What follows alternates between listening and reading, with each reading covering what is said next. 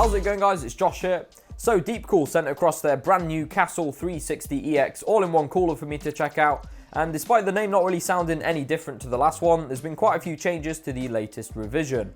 Plus, you guys in the US can actually buy one this time around. It is available, so that's good. Now, just one thing before we get started so I don't waste anybody's time. I'm not going to be showing any benchmarks in this video. I am pretty much just a standard user like most of the rest of you guys.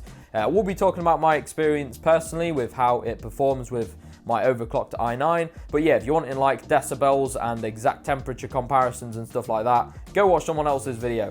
But if you're still here, great, let's check it out. So to start with, it now features DeepCool's anti-leak technology, which is basically like a pressure relief system. It's a little valve chamber type thing that releases heat when the internal pressure gets too high. So the chances of popping a tube, for example, and having your AIO leak everywhere is pretty much non-existent now. I mean, all-in-one coolers are generally quite reliable anyway compared to like a full custom loop. There's less to go wrong, but it's really nice to have just a bit more peace of mind, and DeepCool sound like they're pretty confident in this new anti-leak tech.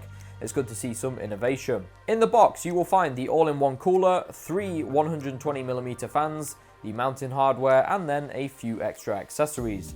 Now, if you're familiar with the first generation Castle EX cooler, you'll remember that the CPU block was just one unit. You couldn't remove anything from it.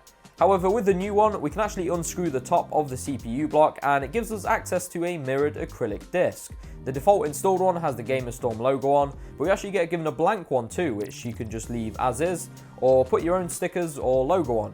I'm guessing a semi-transparent sticker would probably work best. Now, what is also quite cool is that you can rotate it whichever direction you want. When I first installed this cooler, of course, I'm an idiot, so I ended up with the logo oriented sideways. But it's not a problem now because you can just unclip it, rotate it, and then clip it back in again. Another bonus to having this unscrewable lid is that it now creates a little extra halo ring that we didn't see on the previous model, which I think looks really good. Now, it is a pretty substantial CPU block, really stands out in your build if that's what you're going for. Build quality is good, however the exterior is mostly plastic. I don't know why, but I was kind of expecting it to be metal. Kind of just looks like metal in the pictures. But anyway, once it's in your build, you're probably not going to tell the difference anyway. Thermal paste does come pre-applied on the heatsink, which is a bonus for some, although I know a lot of you like to take it off and use your own. Now, installation was very straightforward. I'm using an Intel processor, and it was basically just a case of assembling the mounting plate for your motherboard, and then attaching 2 mounting brackets to the CPU block. That's literally it. You position it on your CPU, tighten it down with the included thumb screws, and you're good to go. And one of the best parts is you can attach the mounting brackets on any side of the CPU block, so it provides complete flexibility for orienting it in your build. It is compatible with a range of CPUs, including AM4 support and Threadripper as well, so you shouldn't have any trouble there. Now, the pipes on this cooler are longer than the ones found on the Captain EX cooler series. Here's a quick comparison for you. That was one of my complaints with the Captain coolers. The pipes were just a little on the short side for use in larger cases, so it's nice to see some longer ones here. Again, it just provides more flexibility. And they're not too long either, they're just about right. Let's take a look at the 3 included fans. So these are 120mm PWM fans, and it might surprise you, but they're not RGB. Now, I think this was a good decision on DeepCool's part. I know some people might disagree, but I always think that those of us who are serious enough about aesthetics to go out and buy a nice looking cooler are probably pretty particular as well about which fans they want to use. For example, if you're already using like Corsair LED fans in the rest of the case, you're probably going to want to use the same ones on your radiator as well so that everything syncs up. So to me at least, it seems like kind of a waste to include RGB fans. It's just more cost to factor into the price of the all-in-one cooler. That being said, it is nice to get some fans included, and the ones we get are actually quite nice. They have been recently redesigned. They feel good quality, there's a decent amount of rubber on them. They're low profile as well, so they don't take up as much space, which is always a bonus. And I haven't noticed them being any louder than the Corsair fans that I had in there before, so yeah, for the sake of including some fans, they're perfectly fine. But personally, I am going to be switching them out because I've now got 3 Corsair LL120 fans just sitting in a box doing nothing. Alright, most importantly, cooling performance. What's it like? It's good. I've never had any issues with temperatures on DeepCool AIOs. Had the Captain cooler before, that one was good. Now, if you saw my previous video, I said that I was planning to overclock the i9 9900K to 5 GHz, and well, I have done with this cooler. My idle temps now are around 35 degrees, gaming sort of getting into the high 50s. Stress test did get it to 80 degrees, that was using real bench while I was testing the stability of the overclock. Now before you say, Josh, why are you so stupid? You put your intake on top with a side exhaust. Heat rises, you noob.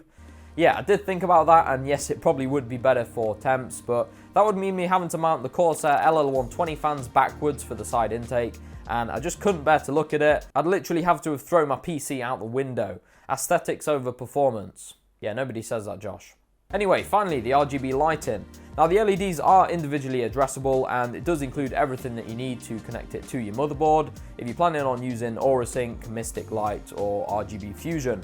However, for the sake of this review, I decided to just use the included inline remote, and it happens to have some pretty decent effects anyway. Let's check them out.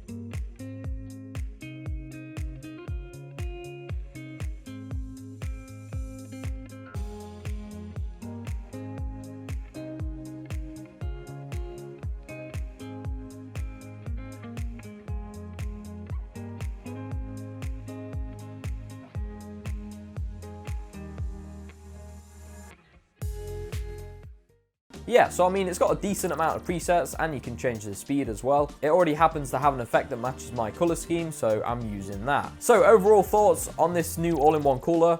I really like it. I think it's one of the best looking coolers in my opinion. I love the fact it has a removable lid and you can rotate the logo. I think that was a good idea. The pipes are a decent length. It does a good job of cooling. The included fans are quite nice. Yeah, there's not really anything not to like. I always try and ask myself, if this thing got stolen, would I buy another one to replace it? And the answer to that is yes, I would. If you guys want to pick one up or check them out, the 240mm and 360mm variants will be linked down in the description. Subscribe and ding the notification bell for us if you're new around here and you want to see more. I'd appreciate a like rating as well, so I know whether you guys liked or hated this video. With that being said, thanks very much for watching today, guys. I'll catch you all in the next one.